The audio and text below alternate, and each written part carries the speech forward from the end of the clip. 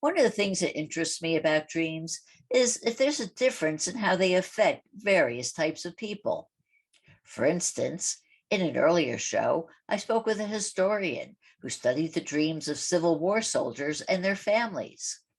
Today, we're going to explore the dreams of another specific group of people, women in prison. My guest, dream worker Carol Oshmann, took a look at their dreams and wrote about them in the award-winning book, Prison Dreams. And she's here to talk about it now. Welcome to the Dream Power Show, Carol. Thank you, Debbie. I'm glad to be here. Oh, it is my pleasure. Well, Carol, what got you interested in studying the dreams of incarcerated women?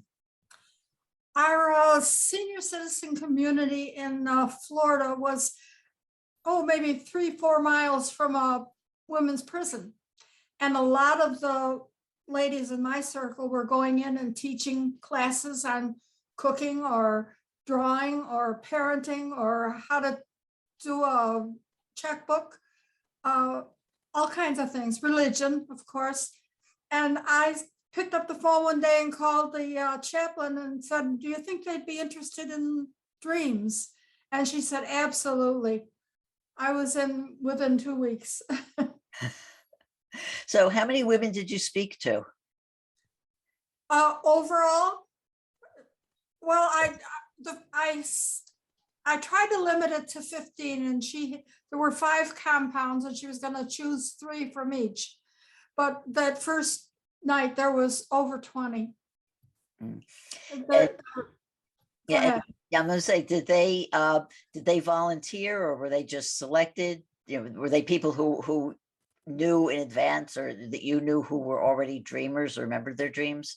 I did not know any of them, and a lot of them were just had an interest, had dreams, and wanted to know what it was about. Some were sent by the guards because they would scream all night and keep everybody awake, made everybody's life miserable.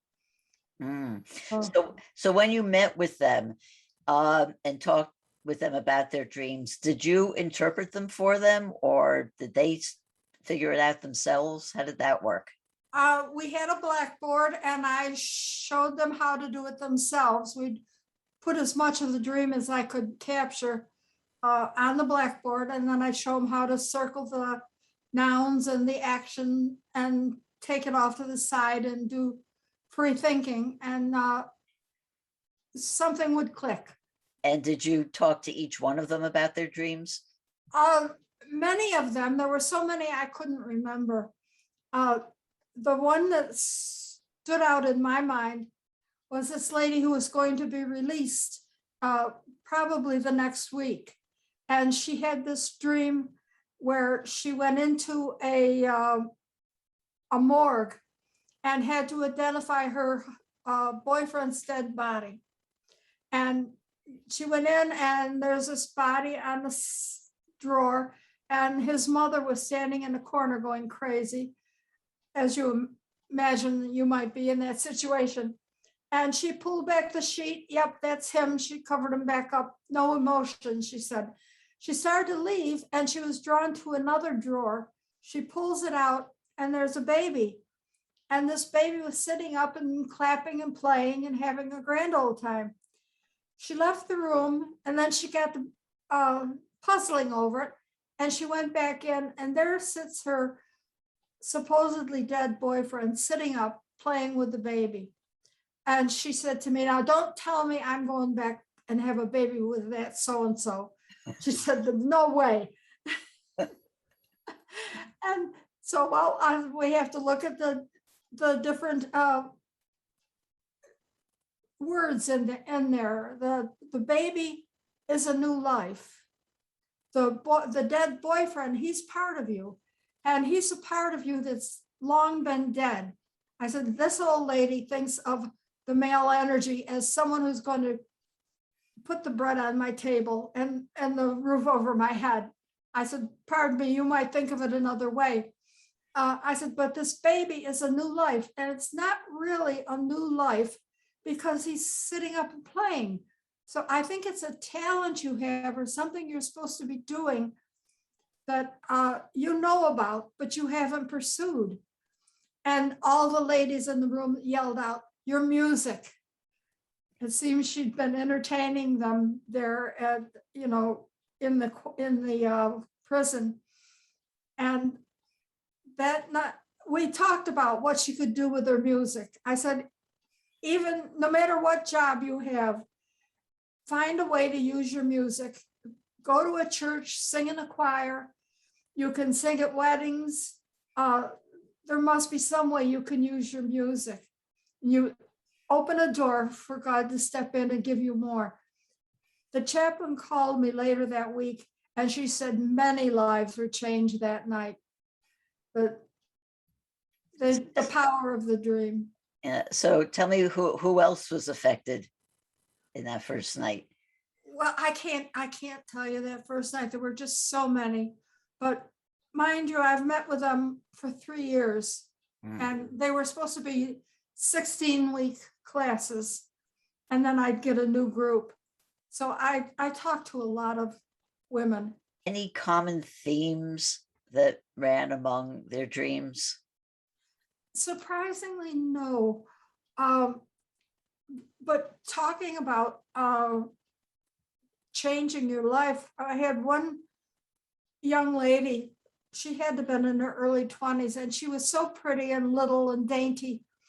And she said she had a dream that she was flying over a sea of snakes, and they were yellow and brown. And I said, well, off the top of my head, yellow to me is joy. And there again, the women all knew her, and they shouted out, her name is Joy. And she come back a couple weeks later where she had I told her that the snakes, I felt a little bit on shaky ground here, but I had to tell it like I saw it. I said, the snakes are what you think of this prison population, and you are among them. The yellow Joy is mixed up with the other snakes. And they all shouted out, yeah, you got that one right. But when I taught them to put it on, how to interpret by putting it on the board and writing it, they got to be very vocal.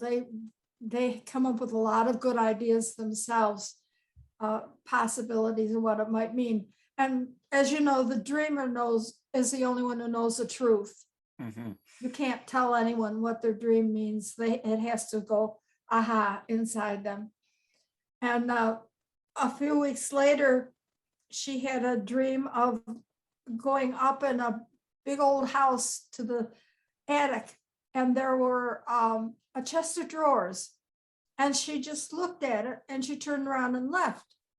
Well, I told her that try to go back. I told her how to go back into that dream and go to that chest of drawers and open up one of the drawers, because there's opportunities for you there.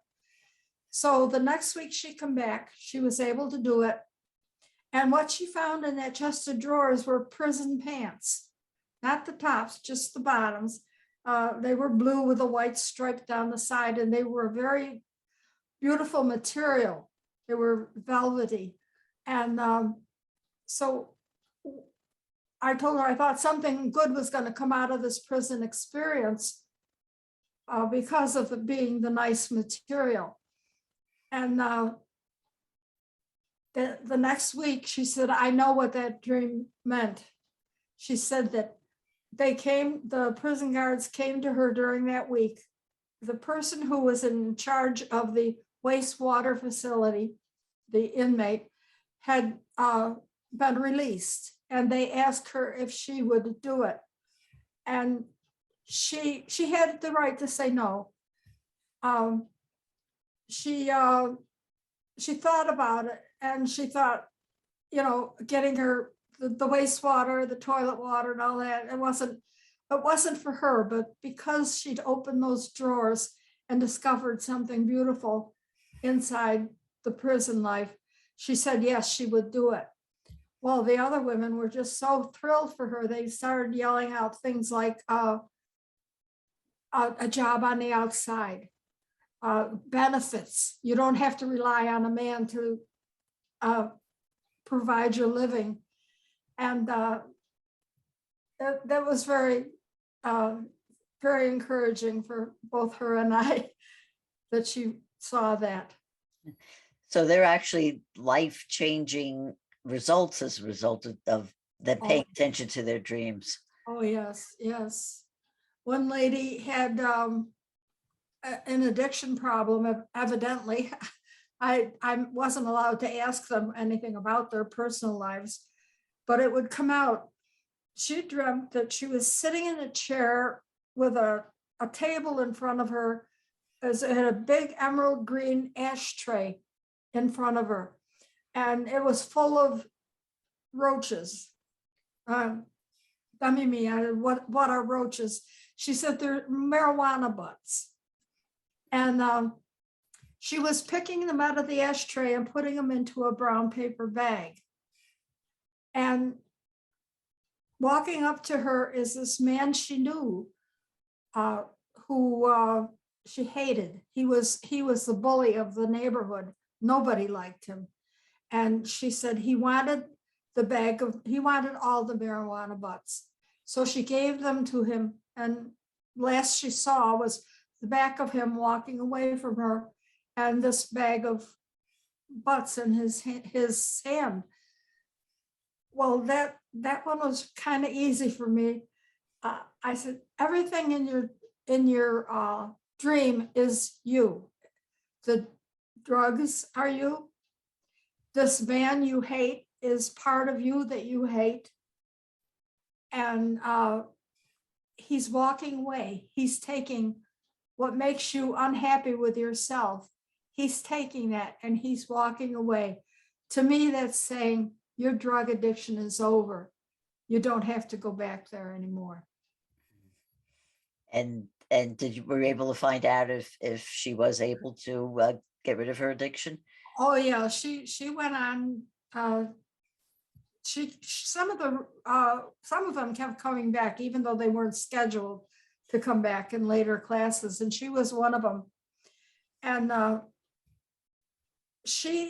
next dream she brought in, she was had taken some friends to the beach, and they were like knee high in water, and she noticed a shark swimming nearby, and she wanted to warn them, and she swishes the water and scares the shark, and the shark stands up on his tail fins and just, goes back and forth and stands up there. Well, she said to the shark, he was toothless, he was wrinkled, he was old, and she saw he was harmless. And he said to her, well, why don't you come home with me? My wife would like to meet you. I found out later she was gay. So they all knew that. And that was pretty funny that the shark's wife wanted to meet her. So I was trying to analyze it, and I told her, you must think of yourself somewhat as a shark. Do you bully people? And she admitted she did. She was one who, if they're standing in line waiting to go somewhere and they're supposed to be absolutely quiet, she'd bark in the ear of the one in front of her and made a lot of enemies. But she was always pulling pranks like that. She was a joker at the same time. But that's how she saw herself at that point, was old and wrinkled and no longer shark material. Toothless. She'd lost her power. About a year later, she met me at the gate as I was coming in. She was so excited because she'd had a dream where she was walking the beach and she was picking up shark's teeth. So in other words, she was getting her power back. How can people find out more about you and your work? I have a website. It's caroloshmann.com, and my books are all there, including Prison Dreams. We've been speaking about the dreams of women in prison with Carol Oshmann.